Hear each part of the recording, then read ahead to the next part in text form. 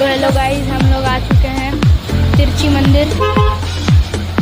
तो आइए उसका दर्शन कराते हैं। तो ये देख सकते हैं आप, अभी हम लोग अंदर जा रहे हैं तिरछी मंदिर की तरफ। देख सकते हैं आप, उधर सामने तिरछी मंदिर है। उधर भीड़ भी बहुत रहता है और ये बहुत ज़्यादा ही प्रसिद्ध मंदिर है। आप व्यू देख सकते हैं।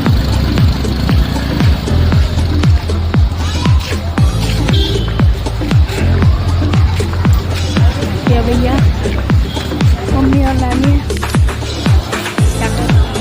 और ये है मेरे नानी। तो हम लोग अभी टिकट से जाएंगे।